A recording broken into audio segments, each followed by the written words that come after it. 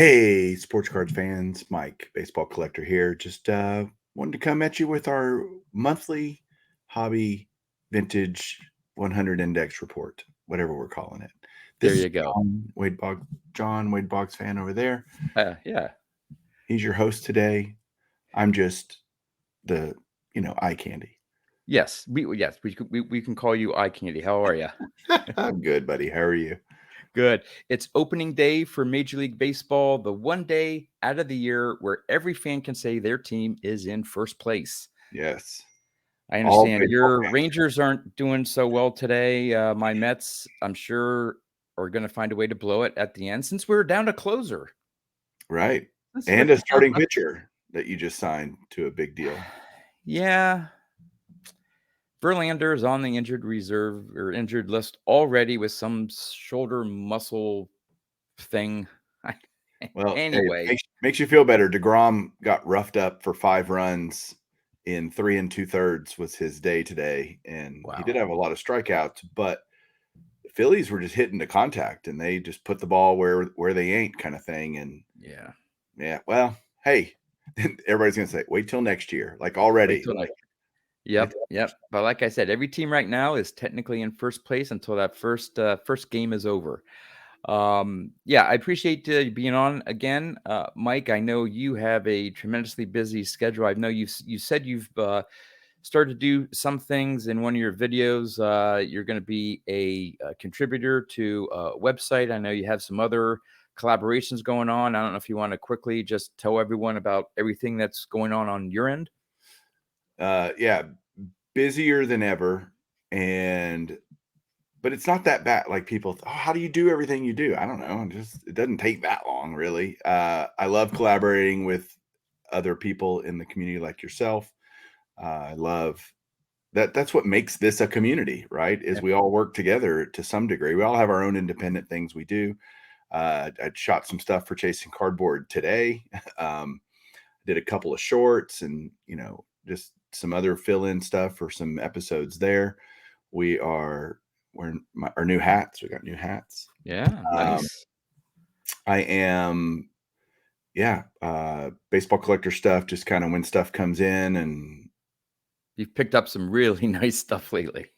well, Really nice stuff. it's good. There's going to be a little like, you go buy a bunch of stuff, and now I'm kind of over looking at cards. Like I'm just like, okay, I'm going to take a not for any reason other than just, eh, Yeah. you gotta you just go through little phases. Like the Barra card, I got a 52 tops Barra recently, but that was Adam shot me a text. Hey, I've got Yeah. like 3 of these. I'd love you to, if you want one, I'd love to give you first dibs. And he gave me a great deal on the price. And Yep. I bought a card from Nolan. I'm finding other places. I'm about to buy some stuff off a Facebook group from a guy. Oh, I've So never done that yet. I haven't ventured into the whole Facebook. I'm a member of a whole bunch of groups, but I just haven't either spotted a card or I see some stuff in these auctions or this or deal or no deal type things that I see. Just either haven't found that a card that interests me that I would even contemplate putting an offer in yet. But who knows? Yep. yeah, I mean, I just think there's a lot of places to buy cards, not just eBay, although that's probably where a lot of us do it. I had some REA auction stuff come back that I got back, or that I won and got here. It was amazing to me how fast I got it. I got it within Yeah. like 6 days of in my hands, and I had to mail him a check. Mm, So it's not like there wasn't some travel time there. Uh, yeah. Now, but where's REA based out of? Aren't they in Texas? they're in Massachusetts. Oh, Massachusetts. Okay. Isn't there one in Texas, one of the auction houses or not? Heritage is here. Here. Okay.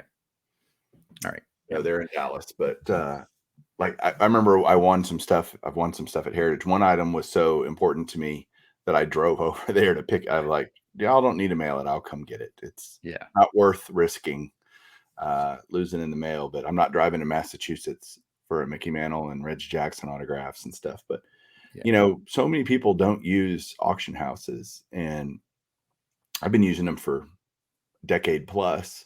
and the experiences. I've never had a bad experience. Yeah. I'm not saying you can't have a bad experience. I've just never had one. Right. Yeah. For me, I think I've checked out a couple auctions, but I think for me, it's I need to start doing checking in on some of the bigger auction houses on a regular basis to see when their next auctions are coming up. It's daily I'm checking eBay, but I need to switch over to not only just checking eBay, but checking some of the major auction houses just to make sure that, okay, when's their next, maybe put it in my calendar. Oh, okay, this auction, they're starting. So let me check their website on X date to see what is coming up in that auction. Um, and maybe get into that habit of just checking Yeah. the auctions out and then maybe get to the point of actually bidding on something. But in terms of collaboration, quick, Dawn of Dawn's Field of Dreams Cards and I are starting a new collaboration called Two Guys, One Hobby. So you can check out those episodes. We're going to be recording another one next week. That should be a fun episode. So again, this collaboration with all the members of the card community here, it's just great. So all right. So with that, let's get to the heart of the matter here and take a look at. Let's see the dramatic change. Yes. Speaking of dramatic change, we have none. I mean, literally. Now there have been previous months where it's been up, up or down, maybe 1.5%, 3%, 2%.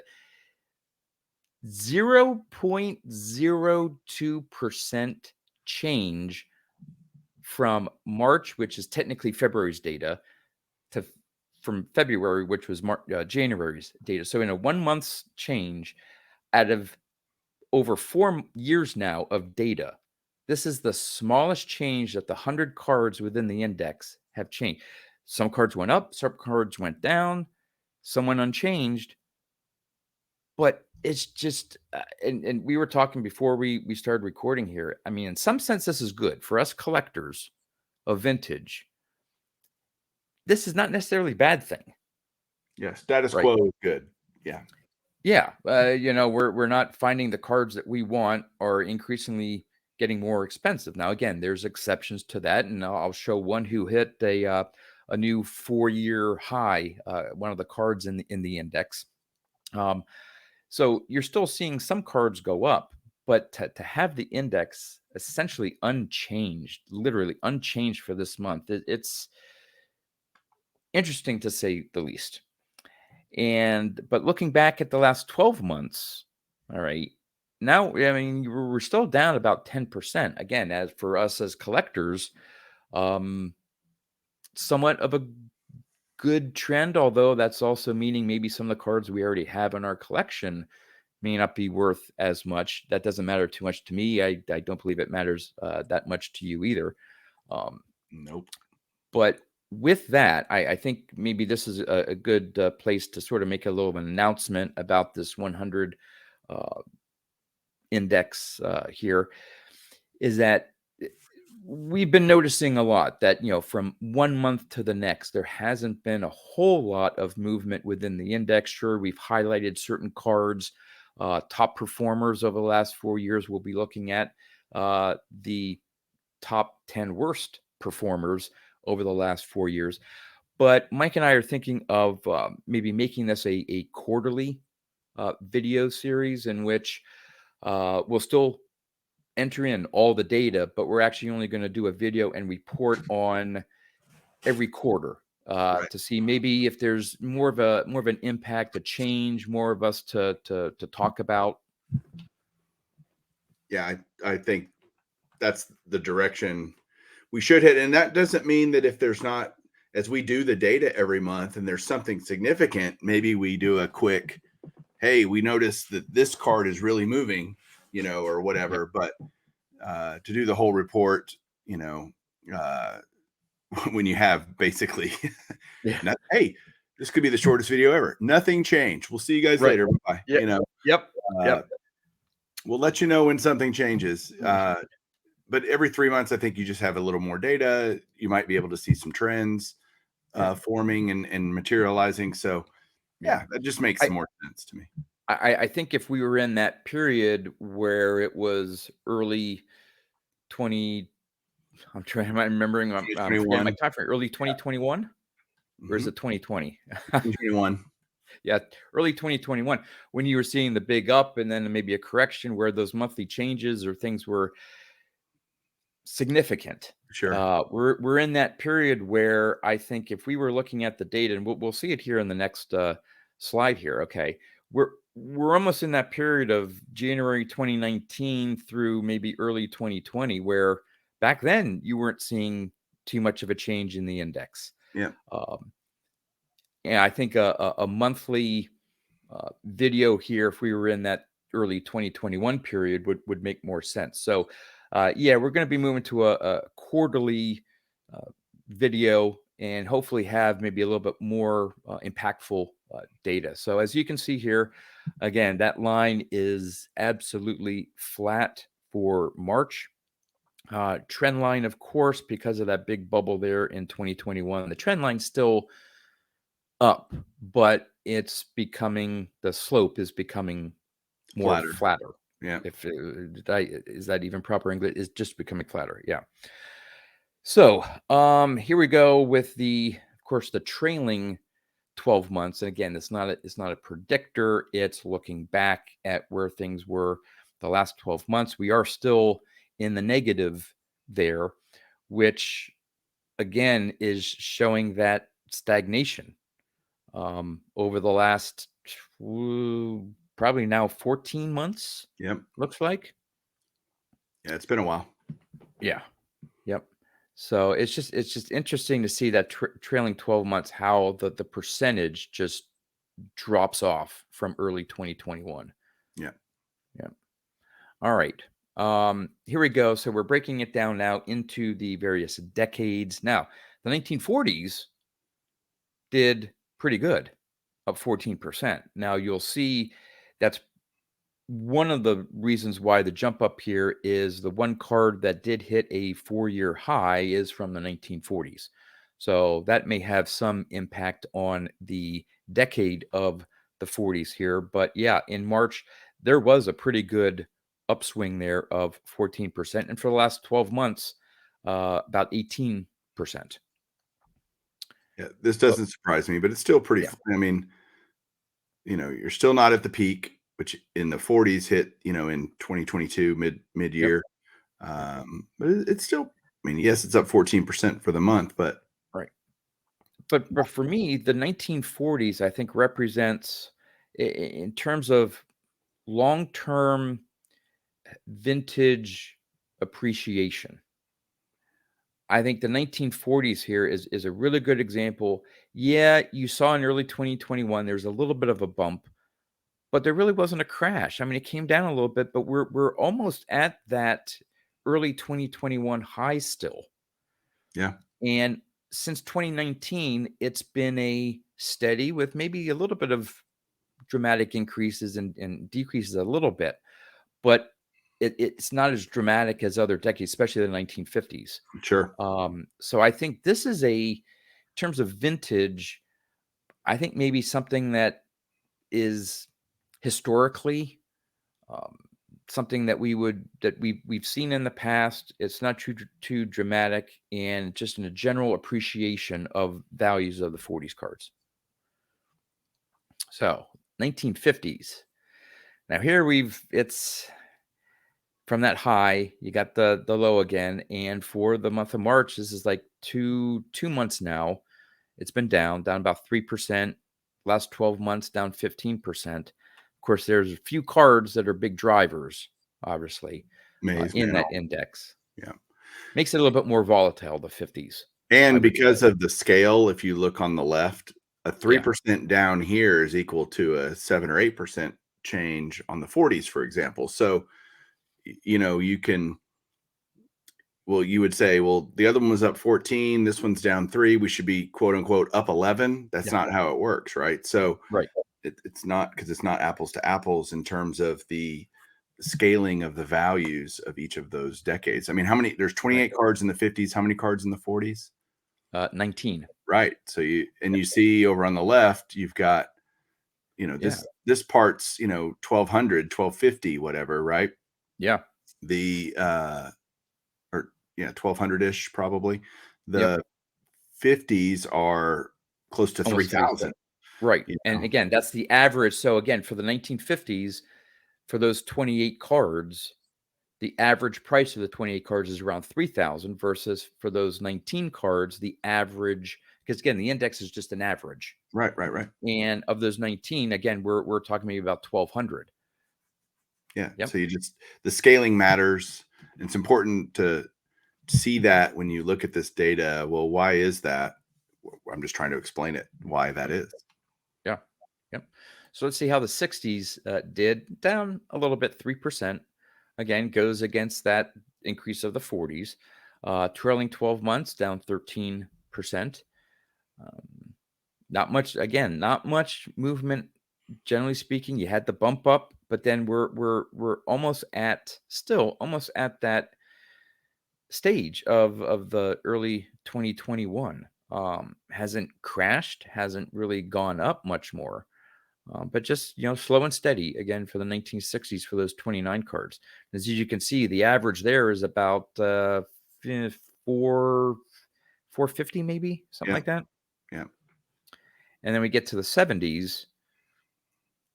Again, pretty steady. Now technically up 5%, but when you're talking about an average card price of maybe $175, it doesn't move it, doesn't change the yeah, doesn't move a the needle. 5% change on $175 is not much. Right, So it doesn't really impact the whole index that's significantly, right, significantly. Yep.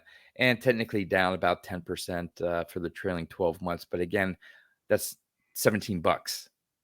right. It's just not significant. Yeah. All right. Again, here's the composite. As you can see, what I find interesting in here, and I'm maybe should try to make this a little bit bigger next time we do the video. It's sort of scrunched, but if you notice, the blue line is the 100 index, and the 1940s is the orange. Now, it's almost the like equal. Yeah, it parallels that pretty It well. parallels it. So in other words, what the way I look at this is that the value of the 1950s cards basically just get wiped out from the low values of the 60s and 70s cards. Right, And then you're just left with almost as the 1940s go, so goes the index. right. Not quite, but that's where things are trending there. So, all right. Now, on to the monthly changes versus the index. Again, what what I find interesting here is that as I was going through the data, there were only 23 cards that the price didn't change. And most of them were ones where there just wasn't a sale. So it's not like, hey, there was another sale that month. It just happened to be right on the dot from the previous month's sale. Most of them are just, hey, that card in that particular grade just didn't have a sale in February. But there were 42 that went down, 35 that went up. So we have the previous month where there was two more cards that went up than went down Right. versus here we had 42 cards going down and 35 cards going up, yet the index did not change. Yep. So it's just,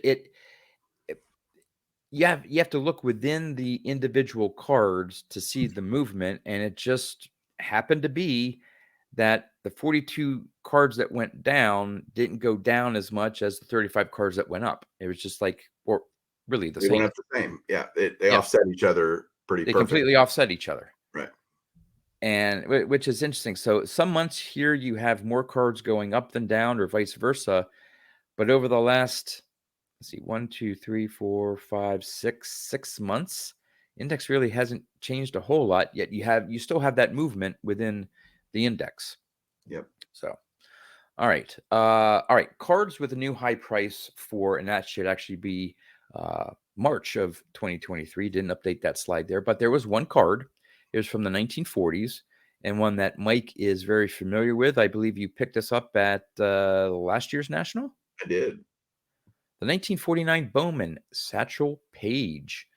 had a sale in technically February of $7,500 for a PSA 4, which broke the previous high, which was back in middle of 2022 of $6,886.80. Must have been an auction.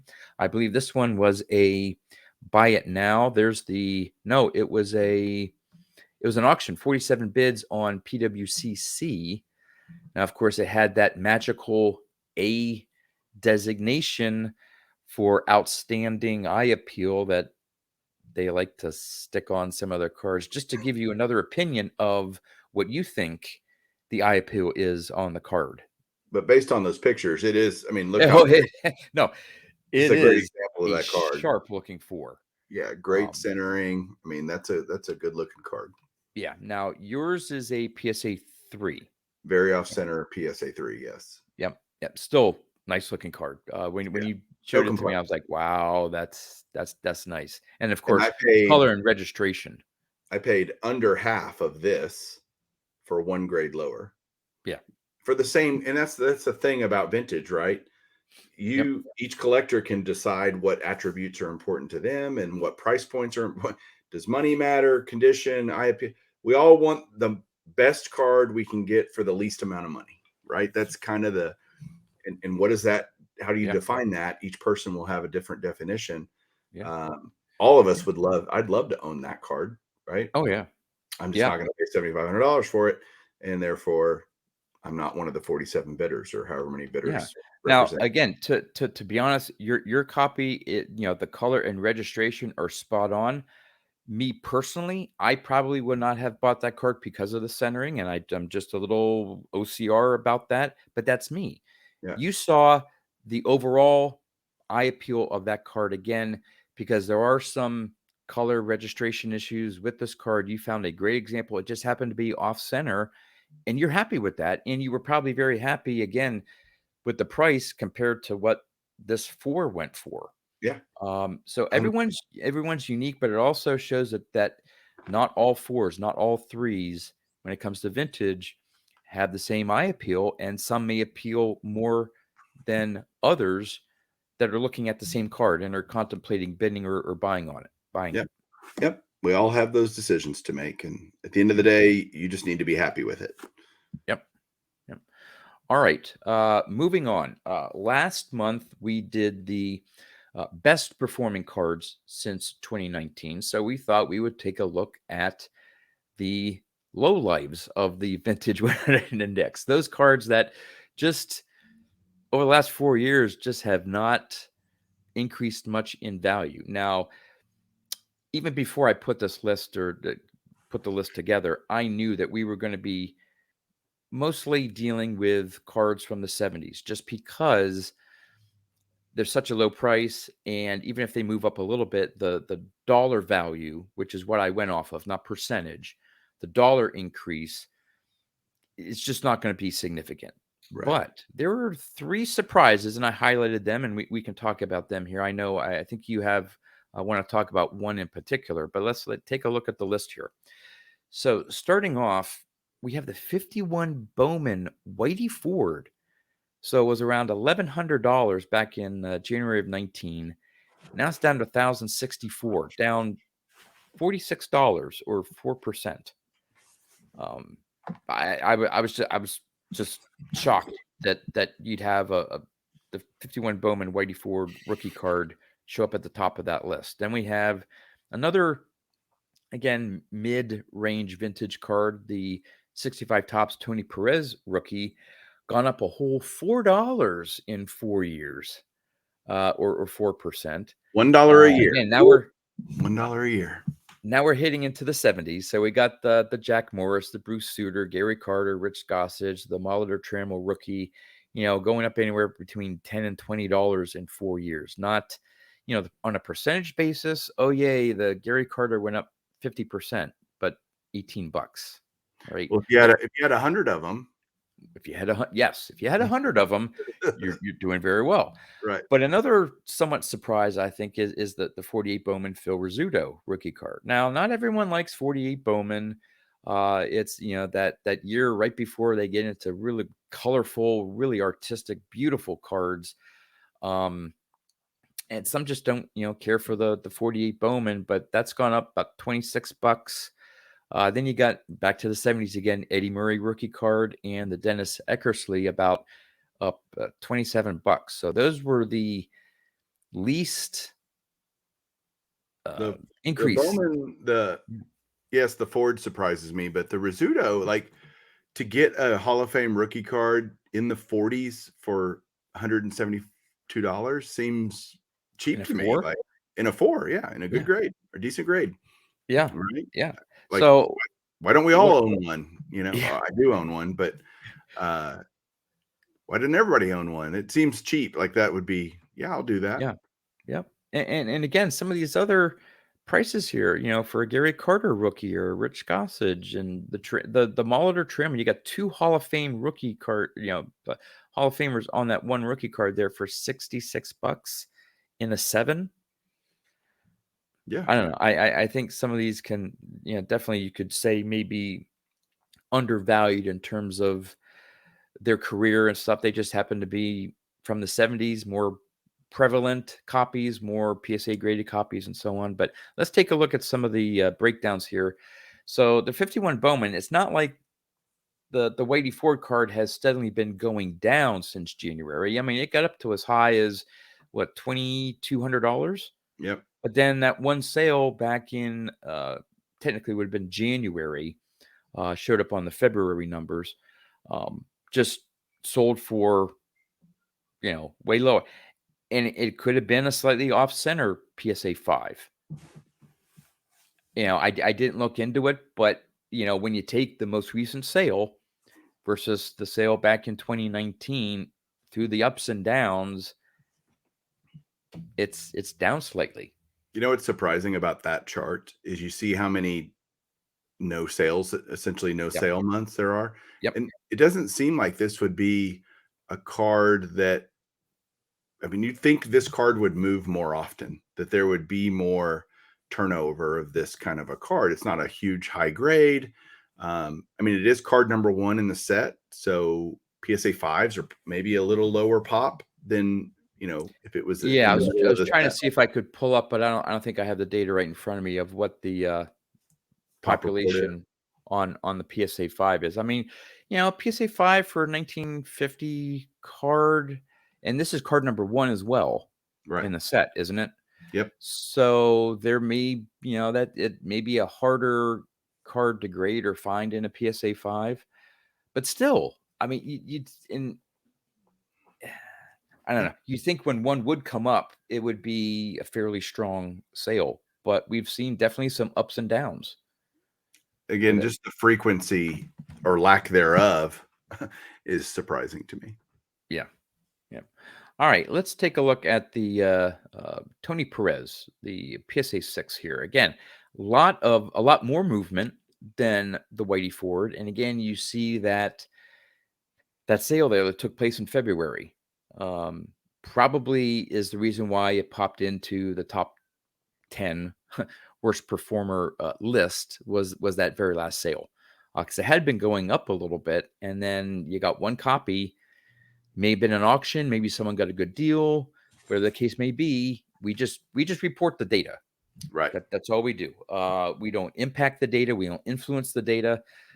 It is what it is, and that was the last reported sale of that card. Theoretically, we could And influence the data by buying that card. well, yeah, yeah. I'll buy the next copy for $200, please, and Just to wave or drive pay. the And index. You're manipulating the market, John. What are you yes, doing? yeah, yep. No, if again, based on my budget and like you said, wanting to get the best card for the cheapest price, I'd be like, okay, the next one I'll give you $75 for is on a downward trend. But yeah, again, a lot more volume here for the Tony Perez in a PSA 6. But yep, that last card is what last sale is what did it. And the last one here, the 48 Bowman, again, like the um, Whitey Ford, you see a lot of time period where a PSA 4 hasn't sold. And it could also be now, one of the things is that we have to keep in mind is that it may not be that, hey, there wasn't one available. There could be one available for buy it now, and someone was asking $400 for a PSA 4 Phil Rizzuto, and no one's buying it at Right. $400. So there may be cards out there for sale, but they're saying, "Hey, no, no, that's too much, and I'm not going to pay that price." And when one does come up reasonably priced, that's when you typically get the sale. Right. But that had been on a general upward trend. So starting around $150, it got up to about 275. Hmm. Again, that last sale brought it back down to about the 2019 level. So continuing to move on here, we got some final thoughts, just sort of a wrap up here. We are right around that magical 30-minute mark here. So general thoughts on the March, or technically February data. Yeah. Nothing, that stands out. I like seeing the page card get some due. You know, Yep. it's obviously a great card in the hobby, and the fact that people are paying up for it now, good on them. Yeah. It's a great card, and it's in a more affordable rookie card for Satchel Paige versus the 49 Leaf, right? You're talking Yep. And I 10x. actually like it better than the 49 leaf. Personally, Yeah, just yeah. that's The I like 49 the Leafs colors pretty. a little bit Yeah, better. totally. The 49 Leafs kind of washed out. It always looks kind of washed out. Great card. Like I would own it Yeah. in a second if I could afford it. But you're talking 5 to 10x the Yeah. cost of a Bowman version, and Yeah. they're both rookie cards, right? Equal rookie Yep. cards. So, yeah, I think Yeah. that card is long overdue to be sought after and garnering higher dollars. Yep. All right. Well, again, Mike, thanks for your uh, input, your sage analysis and Sage wisdom. input, Yes. sage wisdom. Yes. And I guess with that, we will probably see you in, what are we going to say, June. June. We'll I think do we'll June. do our next episode in June. Yep. We'll do March, April, and May data Yep. and present that to you guys in June. And yeah, it'll be fun. And we would come back if there's a one-off or something weird that happens, and we want to come report on it for the index crowd that's out there loving this series. All three of you, we will Yeah. definitely do this. Yep. All right. So until next time, hey guys, thanks for watching.